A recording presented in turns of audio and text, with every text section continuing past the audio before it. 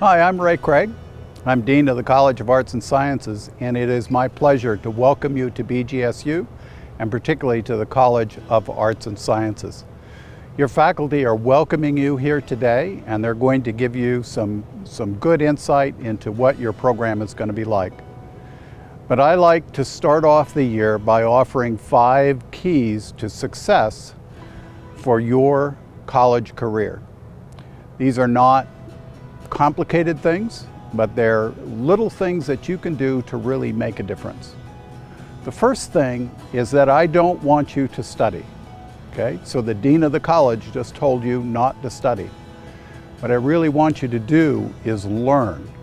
Don't spend time trying to gauge what the faculty member is about, gauge what you have to do to get this grade or that grade, but actually spend your time learning and developing strategies for your own success. The second thing is the 80-20 rule.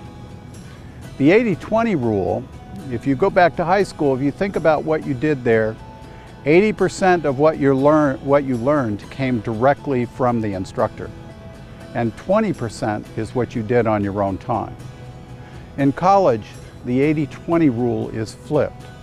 And so 80% of the learning is really the work that you do. You don't attend class every day, you're not in class or attending remotely every hour. You spend lots of time learning on your own. Only 20% of the learning is done really at the hands of the instructor. The other thing that is very important is that you understand that every class matters. Success is every step along the way. It's very important for you to understand that if you miss one class, miss a quiz, miss a short test, you will in fact set yourself behind. So you should attend every day. The other thing is that many of you will look at your required courses and say, I'm not really interested in this or that. I'm going to focus on my major. But in fact, what the College of Arts and Sciences is about is a liberal education that prepares you to be successful in the world. And that means that you develop different habits of mind. You develop different practices that may not be related to a particular discipline, but disciplines allow you to develop these skills. The National Association of Colleges and Employers identifies year in and year out, and they have done this for decades, the key elements for success in the workplace.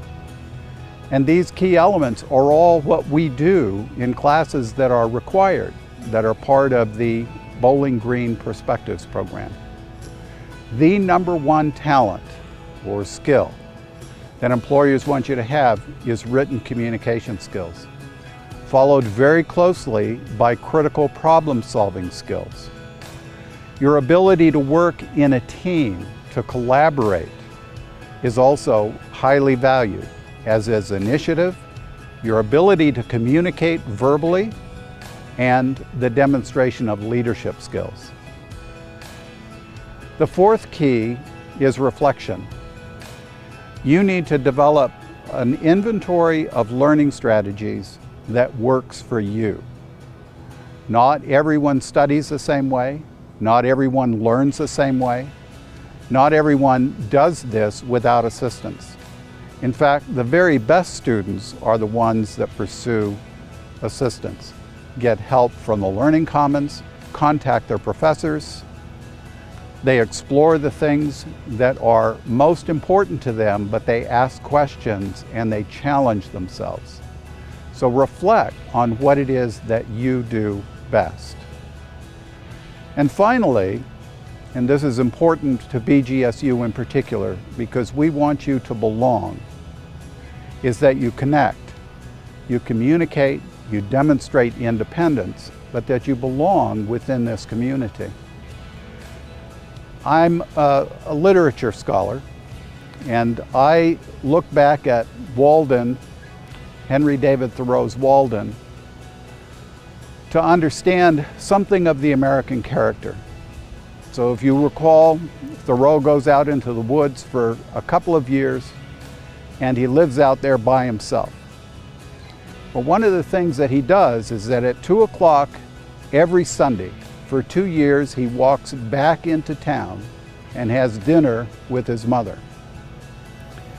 You probably feel a great burst of independence right now, but you need to maintain connections at home, and you need to connect with people here at BGSU. So find your place, belong here, but remain connected to your support system. So that's enough from me. Your faculty now have the real skinny on what it is that you need to do in the next weeks, months, and years. We have an excellent faculty, a faculty whose reputation is built on their ability to engage effectively with students. That's what our motto is. That's what it is that we do. So good luck as you begin your journey at BGSU. Go Falcons.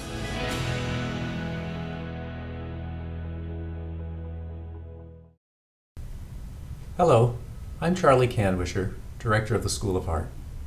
It's my pleasure to welcome you to the school at our Get With the Program orientation session. Though we're not able to meet face-to-face, we're still going to cover a lot of material today. Advice related to starting your FYP classes, as well as conversation about our overall expectations for you as a School of Art student. Our faculty and staff have spent the summer planning and preparing so that you could be as safe as possible while starting your academic career. By now, all of us have read and signed the Forward Falcon Community Commitment Pledge, which calls on us to follow some basic safety protocols, checking ourselves daily for symptoms, wearing masks, washing our hands, and cleaning our workspaces.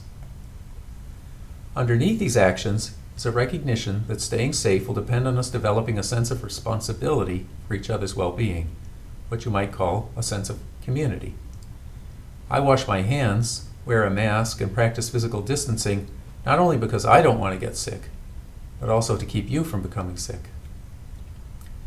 This sort of behavior comes naturally to artists and designers. Cooperation and teamwork are built into studio practices. As you begin your classes next week, you'll discover that your growth and success depend on your classmates succeeding too. This is because learning is based on dialogue, on interaction and sharing. When you work hard on an assignment and bring it to class for critique, you expect the full attention of your classmates, and you'll do the same for them when their work is critiqued. Over the next 4 years, no matter which of our disciplines you're studying, you'll come to understand that without community, art and design aren't really possible. School of Art faculty and staff care deeply about your success and well-being. If you miss a class or forget to turn in an assignment, let your teacher know right away. There's always a way to make up for it. Given the complexities of what we're all facing this semester, it's really important that we communicate well with each other. Should you have questions or difficulties that extend beyond a specific class, you can connect with me through email or by phoning the School of Art office. You're about to find out that pandemic or no pandemic, the School of Art is a special place. We can't wait to see what you'll do here. Thanks. Thanks, Charlie. Hi. My name's Michael Arrigo, and I'm the first-year program coordinator for the School of Art. And I also want to welcome you. Metcow, as you can see on the screen there, that's welcome upside down. And this year is going to be a little upside down for all of us. We're going to be navigating in a new way, but we're going to be doing a lot of the things that we've always done in the past. So if the image on the left sort of represents you guys, then the image on the right might actually be your professors. We are learning to navigate this too, but oftentimes we're not quite as technologically savvy as perhaps some of you guys are. So all I'm asking is that it's going to take a little bit of patience on both of our part. We're going to need a little bit more patience from you guys, and we'll try to be as patient as we can with you as students as we sort of navigate this new way of delivering a college education. So that brings us to this notion of college education. Is college a lousy investment? Newsweek asked in 2012. And the short answer to that, of course, is, well, no, as long as you're actually learning stuff. And the reason why I say that is because most of the images that we see about college, almost none of them really involve what's actually important. If we look at these two images here, it's talking about meeting people and having fun. And certainly the image on the left is really talking about sex. And we don't have time to necessarily dive into that image a lot. But are these part of the college experience? I would say, yeah, they are. They can be. However, if you don't want it to be a lousy investment, what it really needs to be about is learning. And so what's the number one predictor of student success? And the short answer to that is, of course, attendance. By the way, all the images that you're seeing, these were all done by students in the first year program over the last 10 years or so. So all the images that you will be seeing are actually examples of student work that was created during this first year. Anyway, to get back to what we were talking about, the number one predictor of student success is attendance, just getting your butt in the seat and actually showing up for class. It gets a little more complicated this year because getting your butt in the seat doesn't necessarily mean that you're going to be in the classroom. That oftentimes it will mean getting yourself in front of your computer to sort of telecommute into your classes on the days when you're not meeting in person. The School of Art has a first day attendance policy, and this is true for the entire School of Art, not just the first year program. And what that means is if you miss your first day of class, you need to contact your instructor, and you need to do so fairly quickly because you will be dropped from the course. So that's going to be really, really important. The other thing I want to talk about a little bit about is our first year attendance policy under this new COVID environment. And basically what that means is we know that we're going to have to be a little bit more flexible with attendance than we have been in the past. However, the real sort of gut check for you guys is going to be, am I an active participant in the course? Whether I'm doing that remotely or I'm doing that while I'm actually physically in class, or if I'm doing that in terms of participating in non-synchronous feedback with my peers. It's not simply going to be enough for you to do your assignments and turn them in. You need to be an active participant in the class because each one of you contributes to the learning environment. One of the things that's really important about university is it's this understanding that a big part of what the professors are trying to do is to facilitate an environment where you guys can learn from each other. Yes, your instructor is going to be a valuable resource, but the other people in your class are just as valuable. One of the things I often say to my classes is there's one of me and there's, 18 of you. And it doesn't matter how smart I am or how smart I think I am. Collectively, you guys are smarter than I am. So it's going to be really important that you are an active participant because if you aren't, then you lower the quality of education, not just for yourself, but for everyone around you. The other thing too about attendance that's going to be really important is avoiding what we call the death spiral. And this is where you don't come to class or you stop being an active participant in the course and you disappear for a while and then you know that you've missed a lot of stuff. And so you're afraid to contact your instructor and so you don't contact them and you don't go to class and you fall further behind. Avoid the death spiral. There's only one way to short circuit the death spiral, and that is you need to contact your instructor. If you miss a course, if you're falling behind, it's not going to get better unless you do something about it. And the only way to do that is to contact your instructor. So please, please, please avoid the death spiral. We see lots of first-year students sort of end up in that place where they feel bad and they don't contact because they don't want to have to deal with it. So let's talk a little bit about the first year program. The structure of the first year program is basically built around this notion of workshops. And so with each course, such as the 1020, which most of you will be enrolled in this semester, is that it's really made up of two workshops. It's a 2D design workshop and the AMP workshop. In the 2D design workshop, which we'll go back to real quick, you're learning 2D design and elements and principles and color. In the AMP workshop, what you're really going to do is be focusing on art methods and practices. In other words, these are the things that help you to become more creative problem solvers and to be able to sort of critically analyze your work and the works of peers in really constructive ways. The 1030 is the drawing studio, and that's really comprised of the drawing workshop.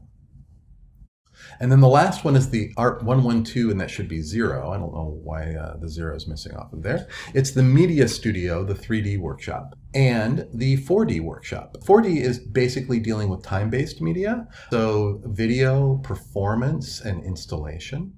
The 3D workshop is basically dealing mostly with the elements and principles of 3D design. There's going to be a standard grading rubric for most of the first year program classes. And you'll go over that when you go over the syllabus, so I'm not going to go into it in depth here, but just kind of know that that third one over there, you got A, B, and C. We need to talk a little bit about the C, because C is average in university, and we try to hold the line on that, and we try to avoid what's called grade inflation.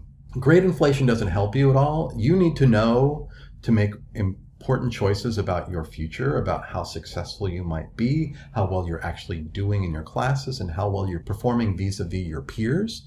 The only way that you do that is through good feedback. And part of good feedback means that we're not telling you that you're better than you actually are, because that's going to set you up for disaster and pain later on. So just kind of know that C is average. So if you're sort of doing average work with an average amount of motivation, you're going to set in right at about the C spot. The reason why I'm saying this is because a lot of people think of C as being bad, and C isn't bad. C is average. If you want to move into the A and B range, you're going to have to be doing work that is in some way above average. And so some of you guys, that might mean a readjustment of the ways in which you think about grading. One is it's not about rewarding effort.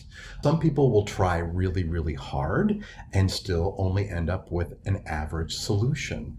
And trust me, hard work is important, but you need to know how well that you're doing vis-a-vis your peers. So when we give you a C, or when you earn a C on an assignment, all that's really telling you is that you've done an average job. If you want to move beyond being average, then you're going to have to figure out how to work a little bit smarter, or how to work a little bit harder. There will be a standard text for all of the first year program classes. It's Mary Stewart's Launching the Imagination. And you will be using that for all of your classes. I really, really encourage you to purchase the text. There are many purchasing options that you can use. You can get it electronically and rent it, so you'll only have access to it essentially for the semester. You can, of course, buy it hard copy, and you also can buy it full version electronic.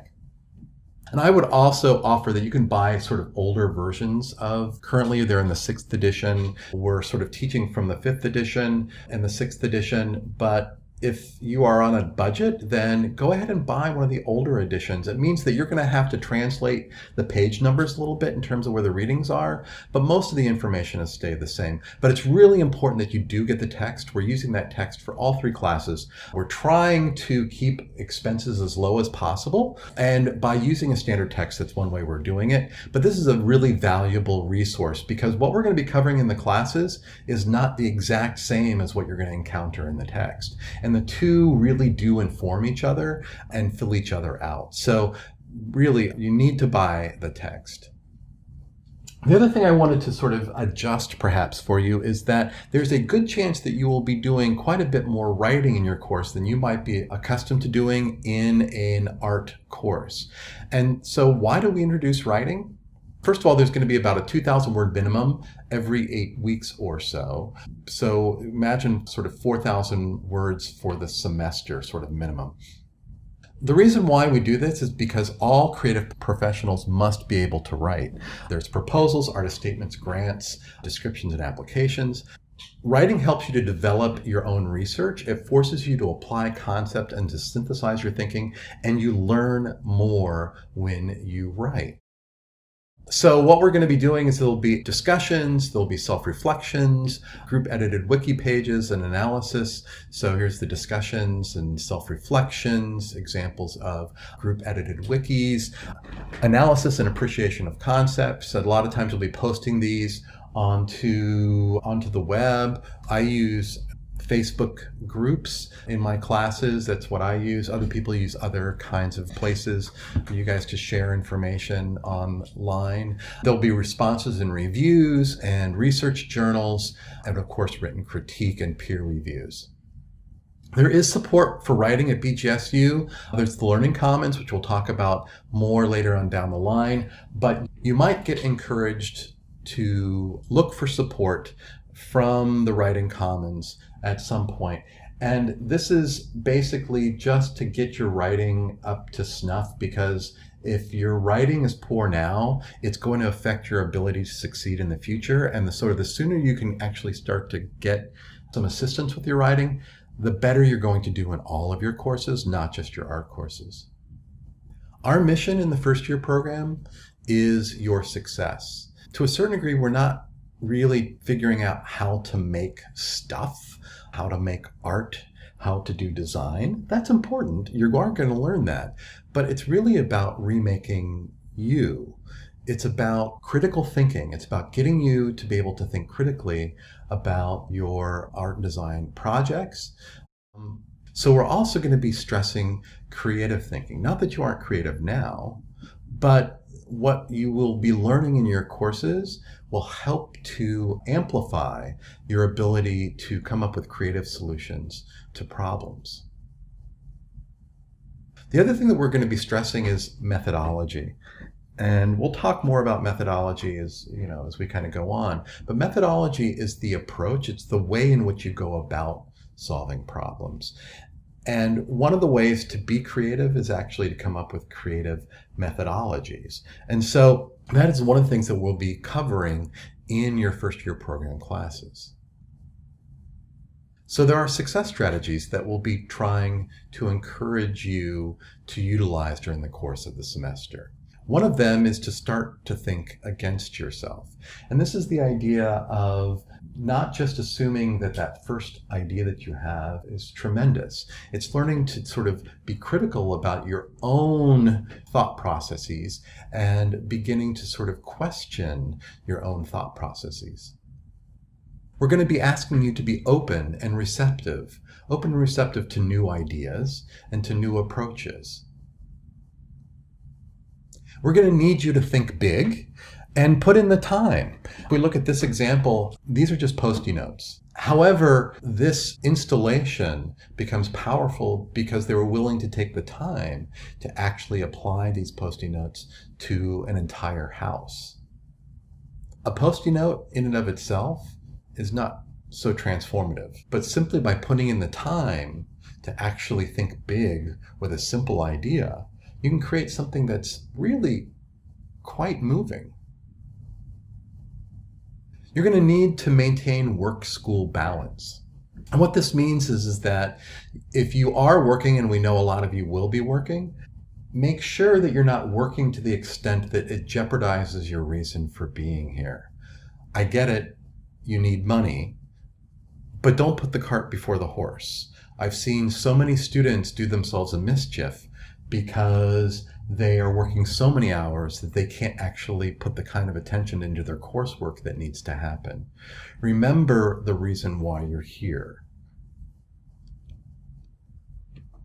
And the last success strategy that I'd like to talk about is this notion of fighting against what's often called good enough. I think that we live in a good enough culture where we've kind of learned to just do enough to get through. Perhaps it's best if I just use the illustrations to try to make my point.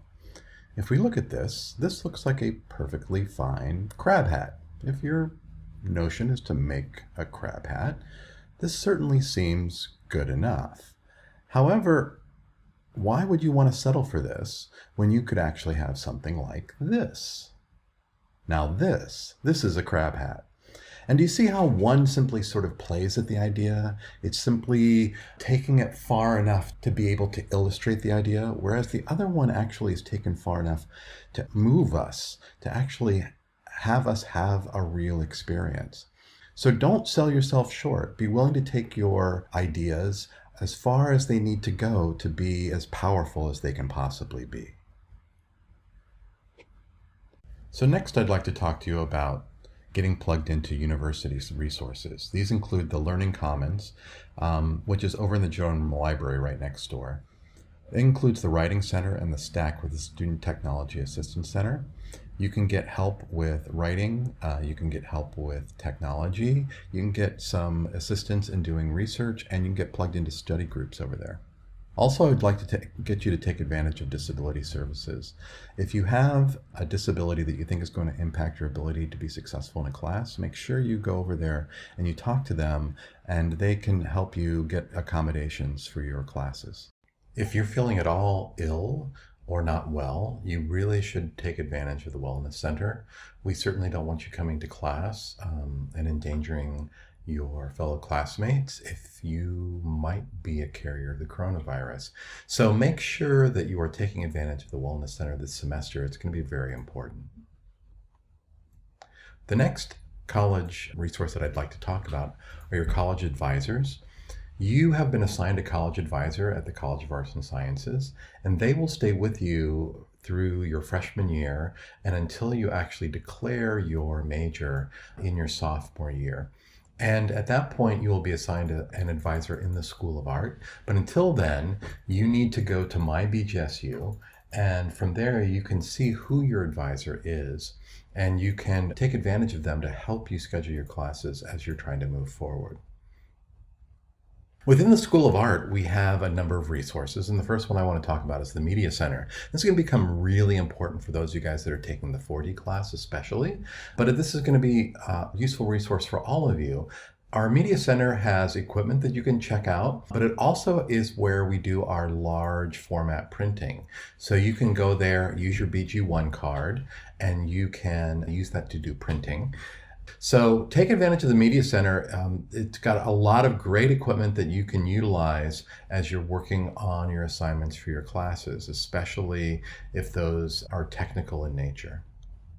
The other thing I'd like for you guys to take advantage of are your student clubs. Every single media area in the School of Art has an associated club, and I'm trying to remember off the top of my head, I think it's about 7. There's about 7 student clubs, one for each area, including art history and art education. So make sure that you, as you sort of figure out where you're headed and where you're going to end up, make sure you connect up with those student clubs. The student clubs will be a great resource for you to meet people, and these networks that you start to create now will be the networks that help you to move your career forward later on. Also take advantage of exhibitions, and these will be exhibitions that are being brought in by the university galleries. We have 5 galleries officially associated with the university. I will tell you, because of COVID, the Red Door Gallery, which is the student gallery, will not be active this semester. However, the Dorothy Uber Bryan Gallery will be active, and the Willard Wankelman Gallery will be active, and they have programming that will be occurring there. So make sure that you keep your eyes open for announcements and take advantage of the exhibitions that will be there.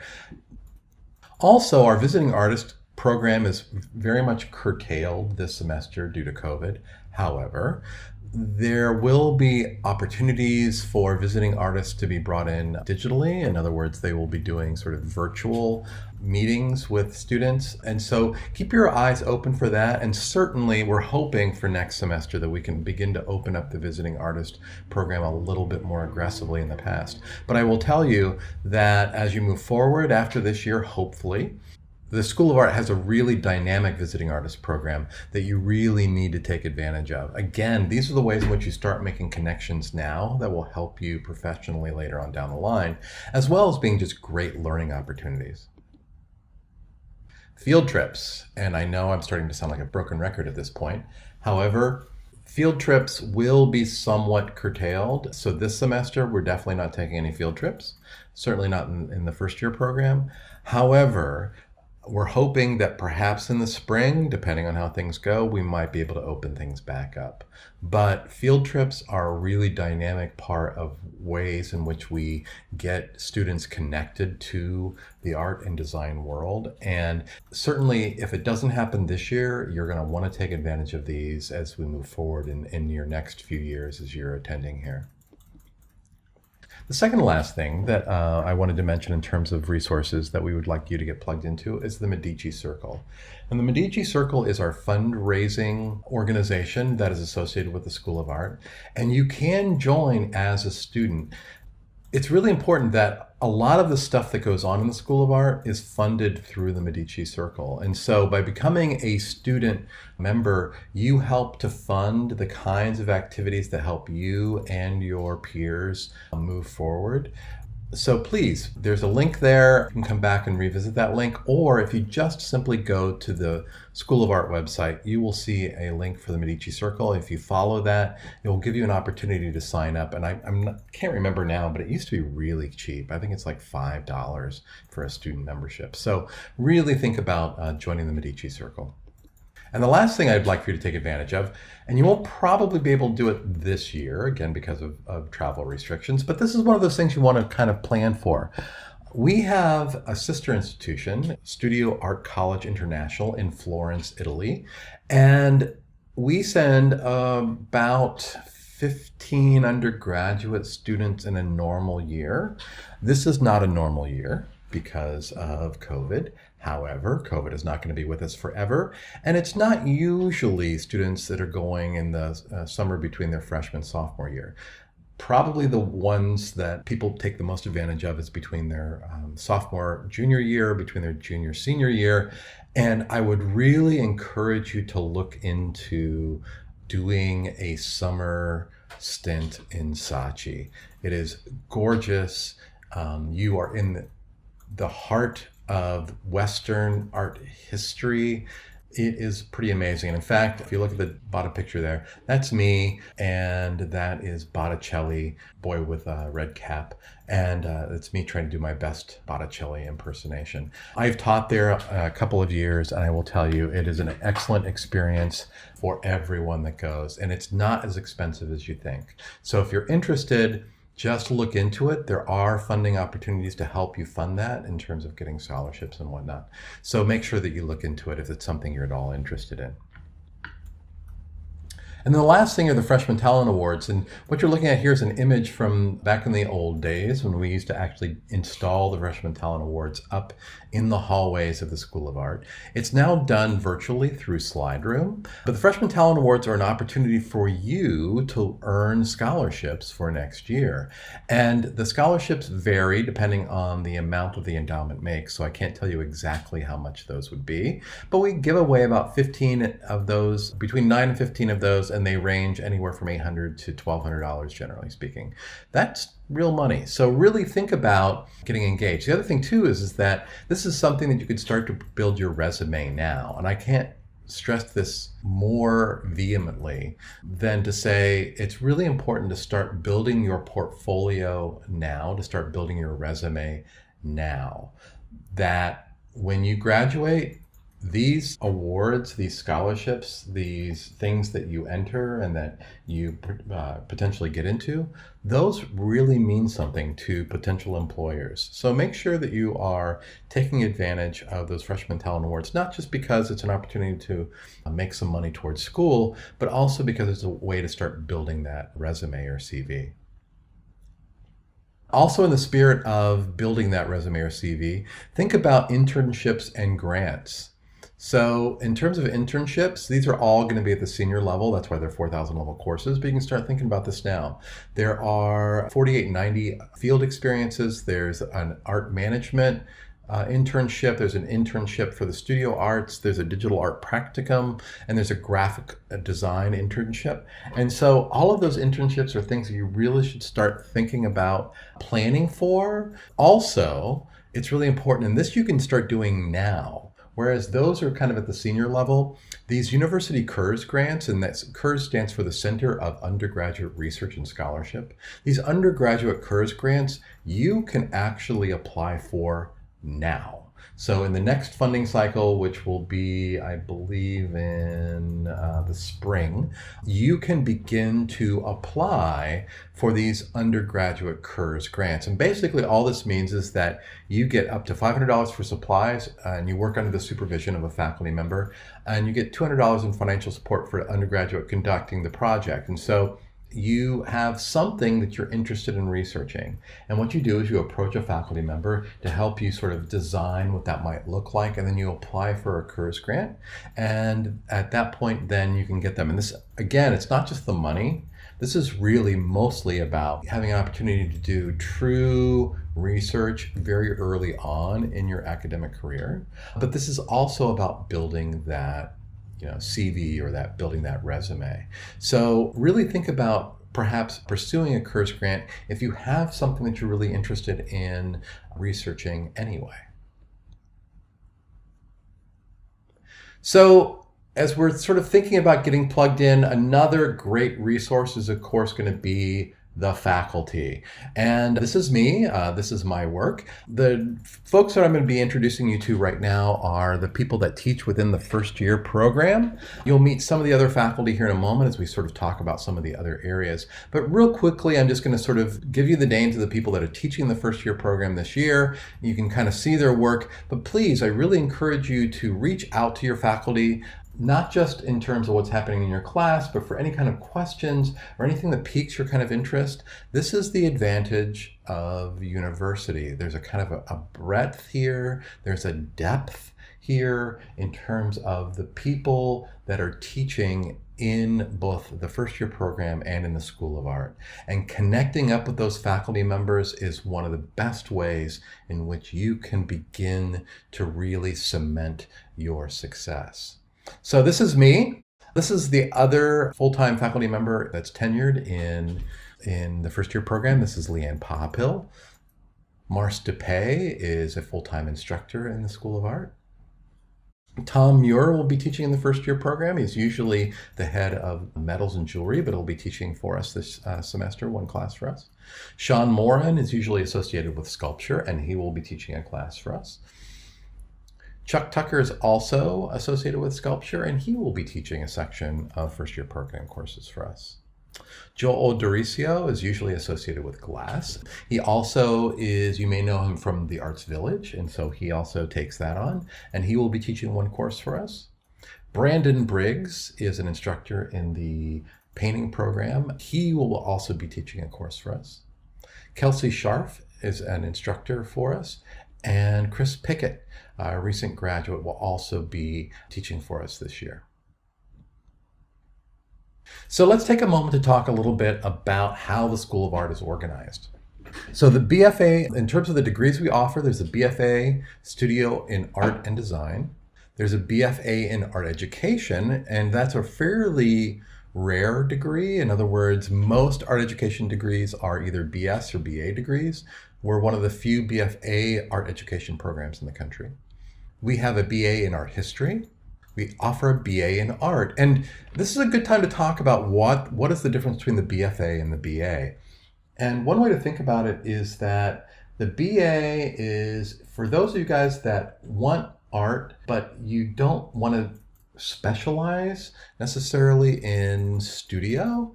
The BA can be a really great degree for people that are looking to bring a fine arts background to other places. So if you're thinking about maybe arts management, things like that, a BA in art can be really helpful. Welcome, freshmen. I'm Rachel Bloomer, the admissions coordinator for BJC's School of Art.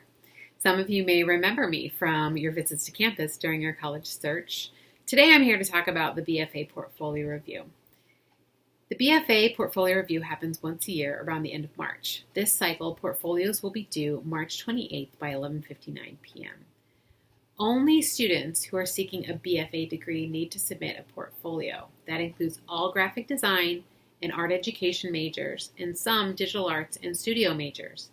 If you don't know if you're listed as a BA or a BFA digital arts or studio major, or more importantly, if you don't know the difference between these degrees, you can talk to me or your faculty mentor to learn if you're in the right major. Now, I want to reassure you that the portfolio review is not scary. Last year, 93% of the students who submitted portfolios passed the review. More importantly, you can meet with your FYP instructors, with me, or with Charlie to get feedback on your portfolio before you submit it for review. Also, if you don't pass review this cycle, you can try again during your sophomore year. You also can continue taking your art classes in the meantime, so don't worry about it holding you back. The actual submission process is not difficult, and if you applied for the Incoming Freshman Talent Award, then you've already used SlideRoom. The process is the same. Now, I'm not going to go into all the details right now, but I do want to ask you emphatically to check your email, specifically your BGSU email. I will be sending you updates, information, reminders through your BGSU email account. It is very important that you check this account, that you read the emails so that nobody is stuck in March saying, I didn't know, or in April saying, I didn't know the date, or I was unaware of what was going on. We want to make sure everyone understands what our expectations are and what you need to do, and make sure that the line of communication is clear and open with me so that if you have any questions that you can ask me as well. So that's all. I hope you have a great orientation and an awesome semester.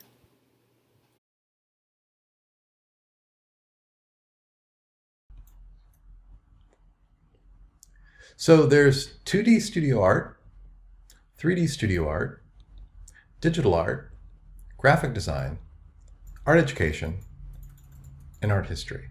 These are the divisions in the School of Art.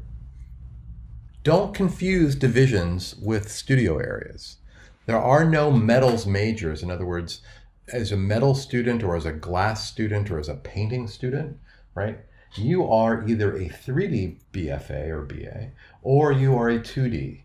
There are no painting majors or glass majors. This gives you a lot of freedom to sort of design what you want to do. And so if you want to go really deep into one studio area, like you really want to focus on painting, or you really want to focus on printmaking or metals, you can really do that. But if you really want to go a little bit more broad, and you sort of are thinking in terms of maybe 2D, you can sort of spread it out. So there's no reason to go deep unless you really want to. You can also go broad. And we're going to conclude with a lightning round introduction to some of the studio areas and divisions of the School of Art. First one we're going to start with is painting and drawing. And here's an image of some of the facilities. They teach a variety of media. They have, of course, visiting alumni and professional artists. And here's some student work, more student work.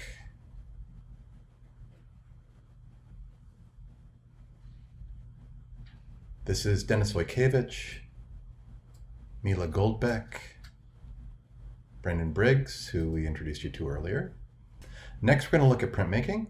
In prints, they have really world-class facilities. They teach all the major printmaking areas, plus book arts. And here's some student examples. This is Janet Ballwig, who's the head of printmaking. And this is Ross Mazupapa, who also teaches in the printmaking area, and you'll also see him in the photo region. This is the glass hot shop, the glass area. Again, pretty amazing facilities. This is the cold and the kiln room. Here's some student work. More student work.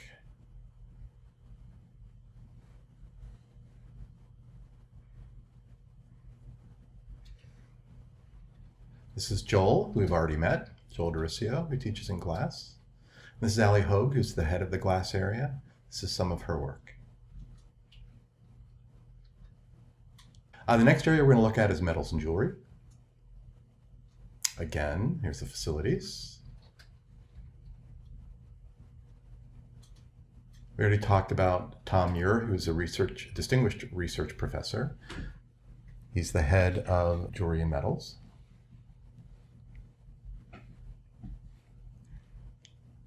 More student work.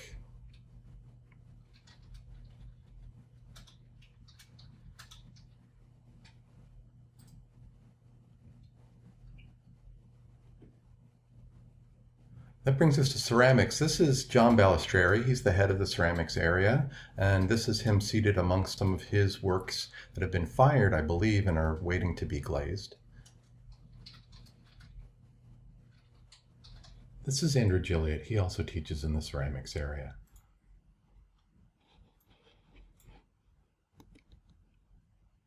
This is his work. And here's the studio.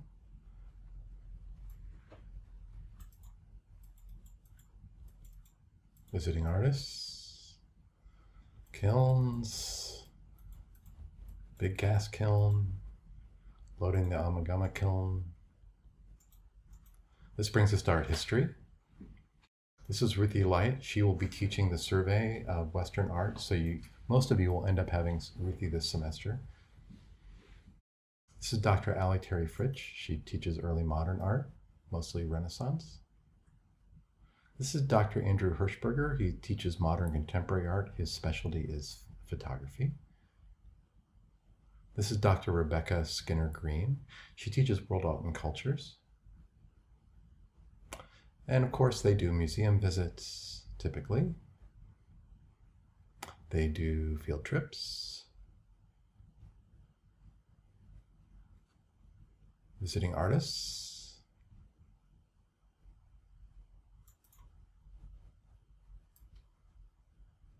The research conference is the Africana Studies program, and Dr. Skinner Green is very important in terms of helping to organize and bring that here. Here they are installing. This is Bernard Woma, a master musician from Ghana, West Africa, is performing in the school.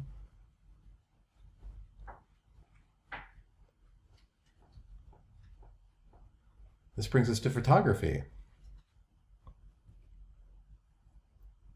So we do both black and white and color. Color is digital these days.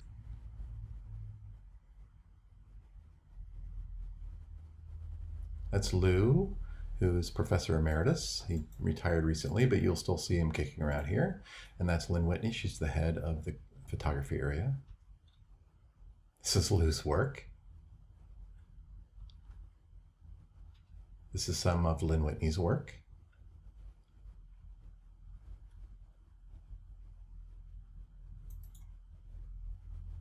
And this is some student work that we're quickly scrolling through.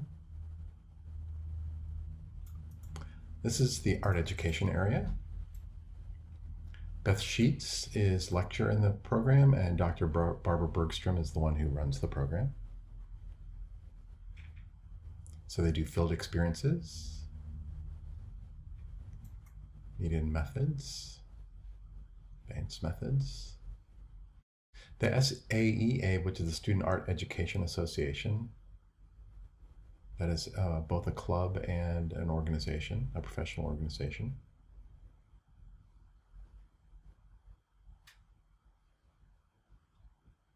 Here are their facilities, some of the stuff they've got. Here they are putting up boards, which they do a lot of. They have their own ceramics and printmaking facilities within art education.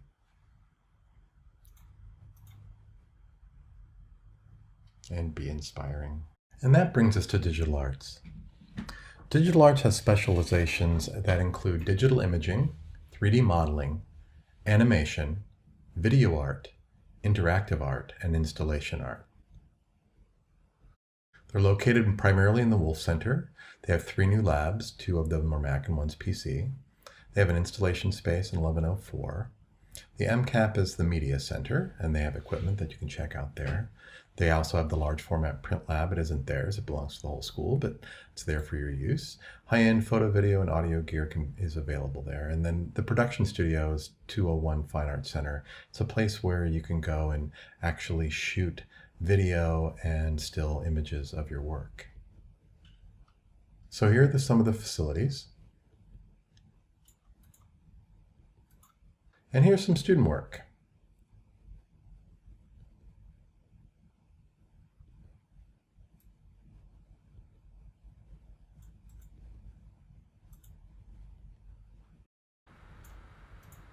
And this is a mapped video projection on the side of the Wolf Center for Visual Arts. So hopefully this gives you some idea of the kinds of activities and equipment and personnel that will be available to you as you begin to explore your first year here at Bowling Green State University. Again, I want to say welcome and have a really great semester. Thanks a lot. Bye.